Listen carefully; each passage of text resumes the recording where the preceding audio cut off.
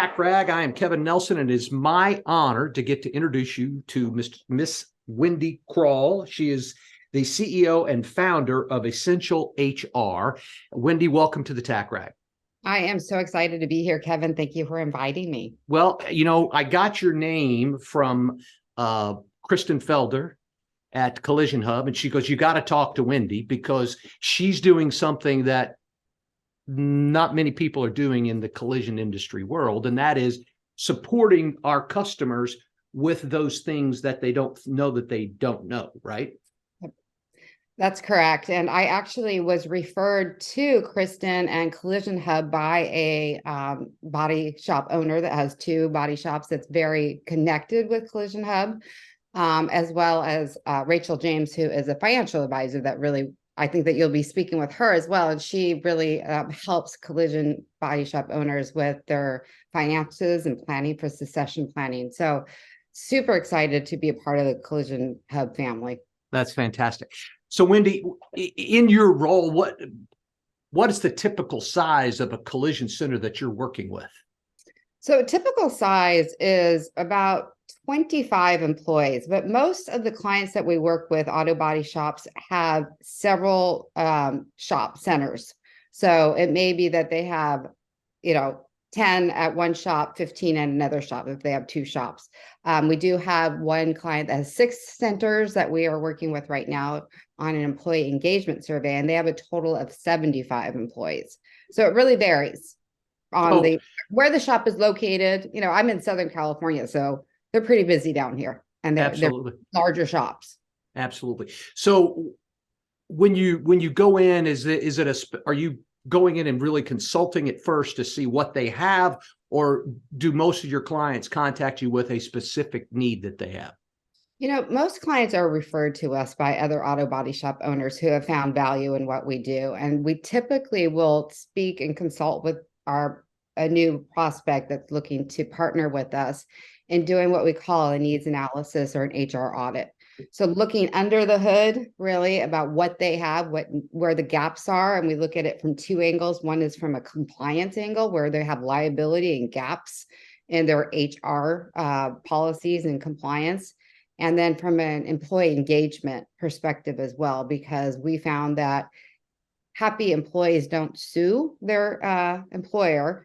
But more importantly is that employee engagement is the #1 factor in retaining employees. And as you know, anybody knows, recruiting, hiring, and retaining A players in this field industry is extremely difficult and one of the biggest challenges that the shop owners have.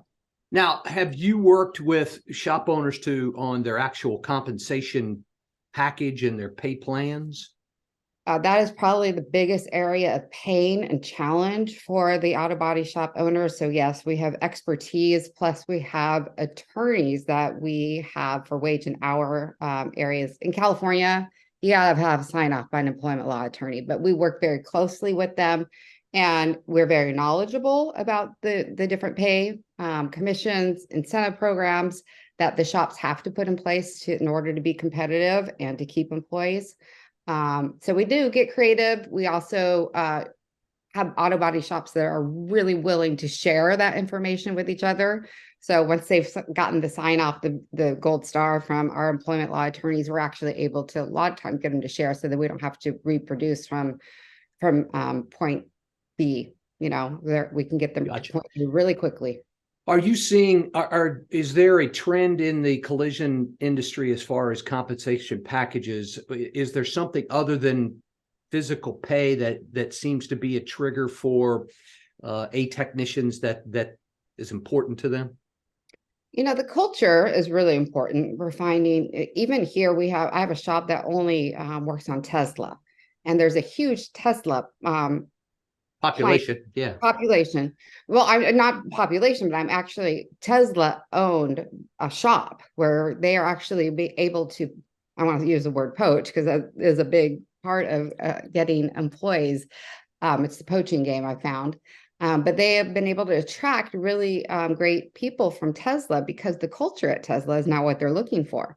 So culture is really a big piece, the way they're treated, the way that they are engaged by their employer, besides compensation. Perfect. Now, in engagement, I'm very bad at it. I've got 4 guys that report directly to me, and I was at a heavy duty forum meeting a couple of weeks ago, and they had a HR type person speaking there, and he was talking about the importance of reviews in that, set a schedule, hold the schedule, hold yourself to the schedule, make sure that you're communicating what they're doing well and what they're doing wrong, and don't be bashful about either. Do you see that the same way? I absolutely see that the same way. And you'll hear a lot of professionals say that employees don't want to have reviews. They do not look forward to it. The opposite is what is true. And you will see that in all the research. The current employment population is looking to be developed professionally and personally, and they want feedback to learn and grow. So all the things that you just said are things that we teach and help our clients to practice as well. Now, when is there a correct way in the world of HR that you should track and monitor training of employees? Because as you said, it's critically important to the technician themselves to know that the company cares enough about them that they're investing in them continually. Is there a right way or a wrong way to do that? Well, I would suggest that we spend time with the employees on a regular, consistent basis. It's not just a one and done once a year as far as reviews are done. I also recommend when you are going through the review process that you're putting together a development plan for the employee. And the development plan has measures on it, right? So you can tell what the employee is working on, what they're improving on, how they are meeting the goals that they set at the end of the year. So a development plan is super helpful, and it does show what investment the company is willing to make in them, because you're coming up with, okay, the employee wants to learn how to do this one thing. How are they going to do that? Is the company have to invest in that? Having a budget is super helpful as well. Gotcha. Now, along with that budget is, my daughter-in-law works for Epic Games, and they work 4/10s. Mm-hmm. Are you seeing that in the collision world as well, where they've got a 3-day weekend every week, or is it still? I mean, we've got to be pretty customer focused as well, because when are the customers available? Make themselves available to customers. But what are you seeing in the collision world, except out in California? Okay, so specifically, I have not seen that occur yet. I know, Kristen says when she speaks, and I agree with this, auto body shop owners are not in the auto business, they're in the people business. So you do have to be available for your clients and your customers that are coming in. However, and this is something that we are trying to educate auto body shop owners as well as all industries. The research says that current employees want flexibility more than anything else as part of their compensation. As you know, the remote work is huge. We can't have remote work, but we can have an alternative work week schedule. My thought, and I talk my walk my talk, is that we are on a 4-week schedule here at Essential HR, because I feel and I know based on the research, if my employees take care of themselves first and their families first, they're going to do a much better job and have more passion and everything that you want them to have in order to take care of the customer when they're actually there, and their performance is higher, their productivity is higher. All the research shows that. So it's a part of an education process. I have not seen it implemented in very many shops. I think your bigger shops that are owned by, your dealerships and so forth, a lot of them are doing it, but not in the smaller shops yet, because it requires more staffing. And that could be the case, but it could be well worth it. Gotcha. If they crunch the number, there's so many soft costs we forget to include, like with turnover, right? And with this type of mental health in the workplace, there's so much soft costs that employers don't look at that we're trying to educate them on. I got you. Now, you were just talking about the need for more than annual reviews, but on a communication on a regular basis. My next question goes to how should a shop be addressing, how do I word this the right way? Giving the customer or giving the employee a complete view of what their compensation is. So for years here in before when we were at CarQuest, we got a paycheck every week. Mm-hmm. That was good, right? Mm-hmm. But there was so much more that was added to it. The amount that the company was paying in our insurance, the life insurance that they paid for us and for our family, the vacation that we got, the 401k match, all of these other things that build into it. Is that something that you're seeing that collision centers are doing, is to give them a full compensation package, annual review anyway of what they're making? I would love to see that. I see that in other industries, and we do provide that service. We call it a total comp benefit statement, and it's done typically at the beginning of the year, showing the full compensation for the previous year. And it is really eye-opening for the employees. Definitely an engagement tool. So that is something I would love to see. Smaller shops, again, don't make the investment. Again, it's an education piece to show them how much it helps with retention. Oh, absolutely. You're bringing up some really great tools, Kevin, that I hope auto body shops may be hearing for the first time here. That is something they should investigate. Absolutely. Now, do your customers, or do you see collision center owners having a complete HR manual or job description specific to job titles? Are you seeing that in your work? We do a lot. Pretty much every shop that comes to us does not have a solid employee handbook, and we always say that's your first line of defense. So we write those specifically for auto body shops because there are specific policies that we include. So we have a separate template that we work with. Job descriptions also are something that we typically do not see well done in auto body shops. So we do help them with that. And our recommendation is you need that from pre-hire all the way down to termination and separation. A job description can be used in every area of how you manage employees. So again, that's an education process. I would say that when we have an auto body shop owner come to us, they are very much interested in how we can help them become a more professional organization, run smoother, engage employees. So like I said, we have a 6 center client right now that's doing an employee engagement survey.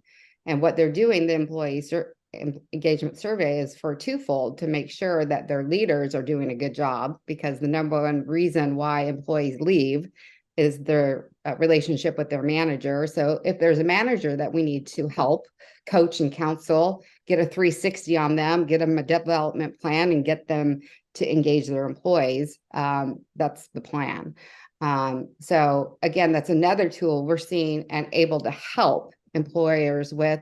And then that gives us so much information about what these employees want, right? Sure. So where are we getting, how are we going to get the most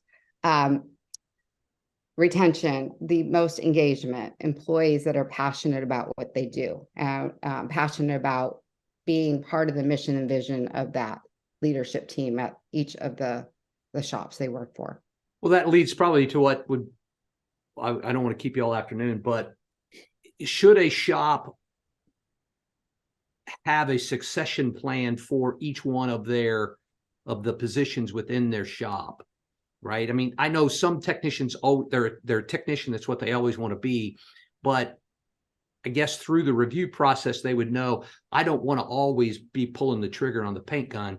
I want to be managing the paint department. I don't always want to be managing the paint department. I want to be managing a shop. Is that, I see some conversations I've had with shop owners. Well, yeah, but if I do that, then they'll leave and go open their own shop. That is a big fear of a lot of shop owners, I have to say. But the payoff for developing your current employees and investing in them proves to be really, I mean, if we did the research on it, it would prove that they're more invested in staying. And working out of a place of fear, I always say it's not going to get you anywhere, right? If you're giving benevolently to your employees and helping them become the best versions of themselves, you can't stop A players from leaving. It's what they do, right? So if you invest in an A player and they decide to go out and do their own shop, you can't stop that because that just happens.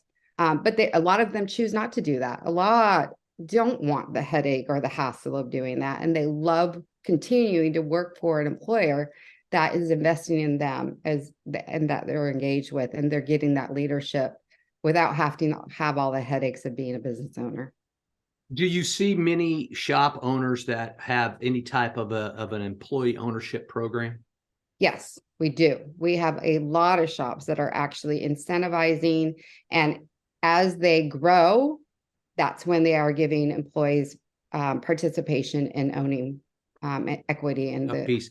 I just think that would be a tremendous retention tool, is to say, I own stock in this company. Do I own all the stock in this company? No. But when I call on a customer, I always talk about it being my company, right? And it's just huge. 100%. And as a employer myself, I do that with my employees, and it's a game changer. It is absolutely a game changer. As a business owner, we always say we want them to act like it's their business, but they don't until you give them a piece for a reason, and a reason for them to feel that way. Well, and you just said something. You're not giving it. They're earning the right to have that ownership. Absolutely. Right. Absolutely. So, well, Wendy, what did I forget to ask you? There's something HR wise I forgot to ask you, because I'm an HR nightmare. That's what I've been told, but hardly. I don't see that at all, Kevin. What I would say, I just got back from speaking at with a group of 75 shop owners that Kristen invited me out to Fort Worth, and we spent a lot of time talking about how to get employees. Right. So we talked a lot about the hiring process, negotiating your rate of pay, negotiating the employment contracts, employee agreements, and to make that a conversation instead of dictating. So again, you're starting with engagement at the very beginning. You're making sure that you have a development plan for that employee to increase retention. And so it's really about hiring the right people, getting A players on the bus. We brainstormed about how to get employees, and I heard a lot that the tech schools aren't putting out a lot of great people, but I'm like, that's why you have succession planning and you develop people, right? Train internally, yes. Was there much conversation about going outside the country? There was no conversation about doing that. No. I mean, there's a lot of people that would like to move to America, right? That are technicians. There are a lot, but there's a lot of hoops that we have. There's a lot of hoops you got to jump. Yeah. Yeah. And it's expensive. So it's expensive when you're sponsoring someone. There's a lot of hoops that you have to jump through in order to get people to come here. So I'm not seeing that that's a huge trend yet. It may have to become that because there is such a shortage. I know that WIN is an area where women are getting trained in the industry, because if we don't go to women, then we're not going to have an industry. So again, getting really creative about where you're going out and finding people and how you're doing. You have to do different. You have to do different than what's been done in the past. It's not the same industry as it was previously. I came from working as a claims adjuster at State Farm Insurance back when Kristen Feder was also there, and it was such a different world. That was 25 years ago. And it's just a different world now. You have to do it differently. Absolutely. Wendy, thank you so much for taking a few minutes to be with us, and I'll think of something else and I'll have you back on one of these days, but thank you for being on here. I could talk all day about it. I love this. I love working with auto body shop owners. I can't tell you enough about how they really want to become great leaders and are open to coaching and counseling, are open to how to become the best versions of themselves and get their shop to the next level. So thank you for having me. How does everybody get in touch with you? Is it a website that they can go to reach out to you? There is a website. It's essentialhr.org. My email address is wkroll@essentialhr.org, or hr@essentialhr.org will get you right to information. Or reach out to Kristen at Collision Hub. She is a great way. She's a great connector. So if you Absolutely. and Larry as well. So if you know either of them, they'd be happily connect us. Thank you so much, Wendy. Well, thank you.